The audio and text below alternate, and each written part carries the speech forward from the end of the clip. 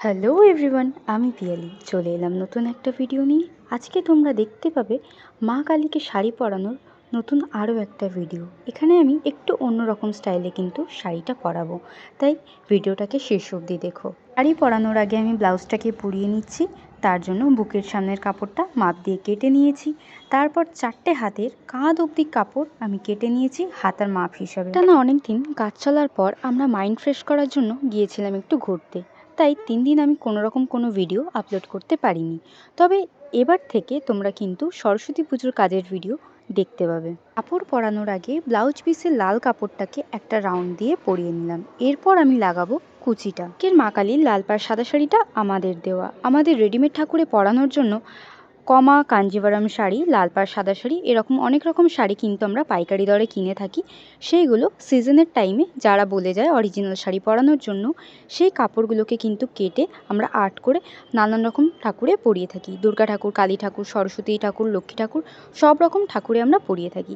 আর থাকে আমাদের থানের কাপড়, সেই থানের কাপড়ও কিন্তু আমরা পরিয়ে থাকি। এখানে দেখো আমি এই আঁচলটাকে ক্রিস ক্রস করে কাঁধ থেকে পা অবধি দিতাম, কিন্তু এখানে কাপড়টা কাটার সময় সামান্য একটু ছোট হয়ে গেছে, মানে খুব একটা ছোট হয়নি, তাও কিন্তু আমি সেই রকমভাবে আর কাপড়টা পরাইনি। তার জন্য আমি কাঁধের সাথে কাপড়টাকে অ্যাটাচ করে নিয়েছি। এরপর বুকের সামনে যে কুচিগুলো ছিল, ভাঁজগুলো ছিল, সেগুলোকে সুন্দরভাবে সাজিয়ে নিয়েছি। নিয়ে ওটাকে ক্রিস ক্রসভাবে না দিয়ে ওটাকে লম্বায় কিন্তু আমি পায়ের সাথে নিয়ে পিন মেরে নিয়েছি। সেম একই রকমভাবে কিন্তু আমি আর একটা সাইডেও কিন্তু কাপড়টা পরিয়ে নেব। তোমরা দেখতেই পাবে। এই যে শাড়ি পরানোটা দেখাচ্ছি, এটা কিন্তু খুবই সোজা।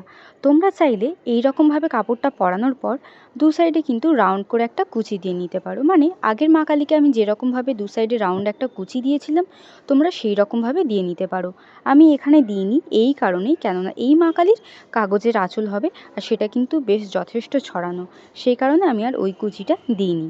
মা কালীর হাইট কিন্তু খুব একটা বেশি নয়।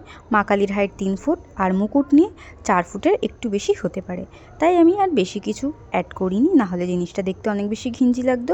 আর দেখো আমি কিন্তু পিঠের আঁচলটা লাগিয়ে নিলাম, আর আমার কাজ প্রায় শেষের দিকে। যখন এরকমভাবে কাপড়টা পরাবে, তখন কিন্তু বুকের সামনে কাপড়টাকে ক্রিস ক্রস করে দেবে, ওটা কিন্তু দেখতে বেশি সুন্দর লাগবে। ক্রিস ক্রস করে কাপড়টা দিলে লাল পাড়টা কিন্তু সবসময় নিচের দিকে হবে, মানে দু সাইডেই লাল পাড়টা নিচের দিকে হবে। আজ নিয়ে তোমাদের যদি কোনোরকম কোনো প্রশ্ন থাকে, তাহলে কিন্তু আমাকে কমেন্ট করে জানাতে পারো। তোমাদের যদি কোনোরকম কোনো রিকোয়েস্ট ভিডিও থাকে, তাহলে সেটা আপলোড করতে আমার একটু সময় লাগবে, কেননা আরও আমার অনেক কাজ থাকে। সেই কাজগুলো সামলে সেই ভিডিওগুলো শ্যুট করা আমার জন্য একটু সময় সাপেক্ষ ব্যাপার। তো আজকের ভিডিওটা এই অবধি। দেখা হচ্ছে খুব তাড়াতাড়ি অন্য একটা ভিডিওতে। ভিডিওটা ভালো লাগলে লাইক, কমেন্ট, শেয়ার করে চ্যানেলটাকে সাবস্ক্রাইব